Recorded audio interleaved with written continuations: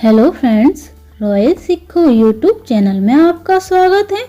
दोस्तों, आज के वीडियो में मैं लेकर आई हूँ महाशिवरात्रि व्रत की पौराणिक कथा। पूर्व काल में चित्रभानु नामक एक शिकारी था। जानवरों की हत्या करके वह अपने परिवार को पालता था। वह एक साहूकार का कर्जदार था, लेकिन उसका ऋण समय पर न चुका सका। क्रोधित साहूकार ने शिकारी को शिव मठ में बंदी बना लिया। संयोग से उस दिन शिवरात्रि थी। शिकारी ध्यान मगन होकर शिव संबंधित धार्मिक बातें सुनता रहा। चतुर्दशी को उसने शिवरात्रि व्रत की कथा भी सुनी। शाम होते ही साहूकार ने उसे अपने पास बुलाया और ऋण चुकाने के विषय में बात की। शिकारी अगले दिन सारा ऋण लौटा देने का वचन देकर बंधन से तो छूट गया, लेकिन दिनचर्या की भांति वह जंगल में शिकार के लिए निकला। लेकिन दिन भर बंदी गृह में रहने के कारण भूख प्यास से व्याकुल था। शिकारी खोजता हुआ वह बहुत दूर निकल गया। जब अंधकार हो गया तो उसने विचार किया कि रात जंगल में ही बितानी पड़ेगी। वह शिकारी वन में एक तालाब के किनारे एक बेल के पेड़ पर चढ़कर रात बीतने का इंतजार करने लगा। उस बेल पत्र के वृक्ष के नीचे शिवलिंग था, जो बेल पत्र के पत्रों से ढका हुआ था। शिकारी को उसका पता न चला। पड़वा बनाते समय उसने जो टहनियाँ तोड़ी थी, वे संयोग से शिवलिंग पर गिरती चली गईं। इस प्रकार दिन भर भूखे प्यास से शिकारी का व्रत भी हो गया और शिवलिंग पर बेलपत्र भी चढ़ गए। एक रात्रि पहर बीत जाने पर एक गर्भवती हिरनी तालाब पर पानी पीने पहुंची। शिकारी ने धनुष पर तीर चढ़ाकर ज्यों ही प्रत्यंचा खींची, हिरनी बोली, मैं गर्भवती हूँ, शीघ्र ही प्रसव करूंगी।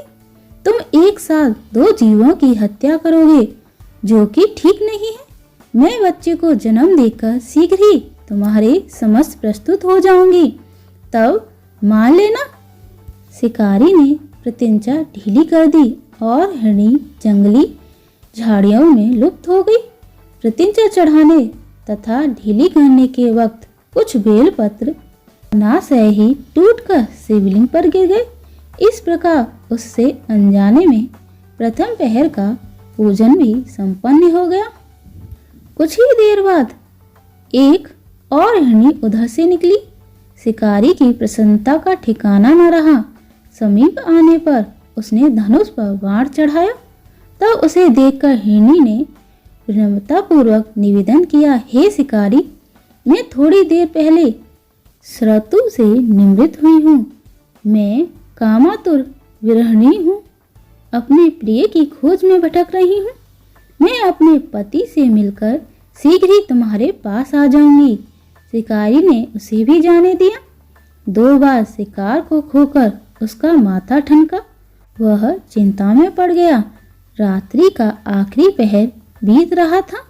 इस बार भी धनुष से लगकर कुछ बेलपत्र शिवलिंग पर जा गिरे तथा दूसरे प्रहर की पूजन भी संपन्न हो गई। तभी एक अन्य हिरनी अपने बच्चों के साथ उधर से निकली। शिकारी के लिए यह अवसर था। उसने धनुष पर तीर चढ़ाने में देर नहीं लगाई। वह तीर छोड़ने ही वाला था कि हिरनी बोली, हे शिकारी, मैं इन बच्चों को इनके पिता के हवाले करके लौट आऊंगी। इस समय मुझे मत मारो। शिकारी हंसा और बोला, सामने आए शिकार को छोड़ दूं? मैं ऐसा मूर्ख नहीं हूँ। इससे पहले मैं 2 बार अपना शिकार खो चुका हूँ। मेरे बच्चे भूख प्यास से व्यग्र हो रहे होंगे। उत्तर में हिरनी ने फिर कहा, जैसे तुम्हें अपने बच्चों की ममता सता रही है, ठीक वैसे ही मुझे भी। हे शिकारी, मेरा विश्वास करो, मैं इन्हें इनके पिता के पास छोड़कर तुरंत लौटने की प्रतीक्षा करूंगी। हिरनी का दुख भरा स्वर सुनकर शिकारी को उस पर दया आ गई। उसने उस मृगी को भी जाने दिया।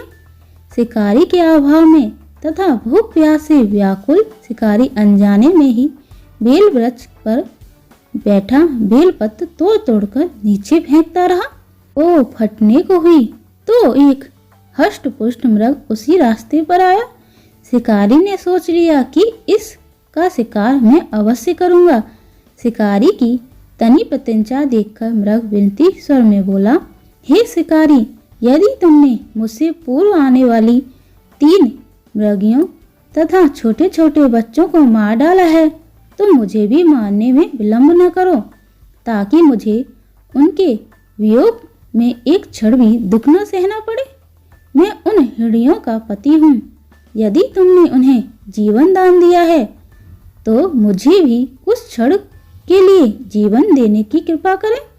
मैं उनसे मिलकर तुम्हारे समक्ष उपस्थित हो जाऊंगा। मृग की बात सुनते ही शिकारी के सामने पूरी रात की घटनाक्रम घूम गया। उसने सारी कथा मृग को सुना दी।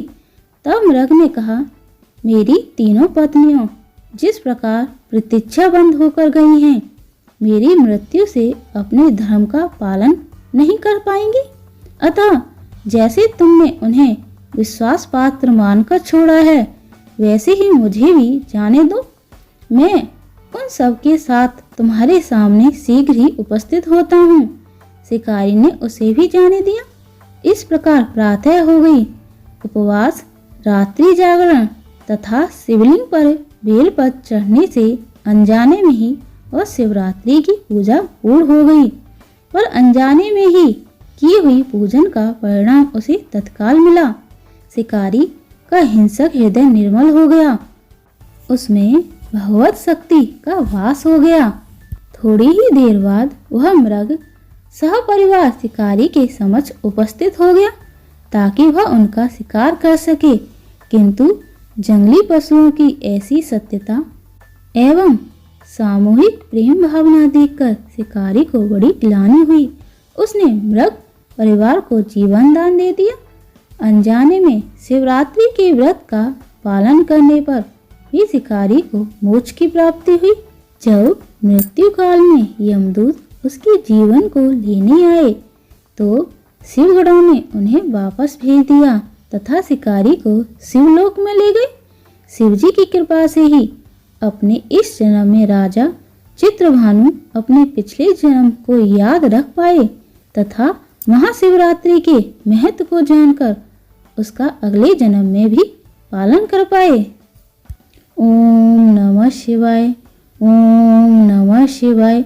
आपको हमारी पौराणिक कथा कैसी लगी कमेंट में ओम नमः शिवाय लिखना और ऐसे ही पौराणिक कथा सुनने के लिए मेरे चैनल को सब्सक्राइब करें। Thank you.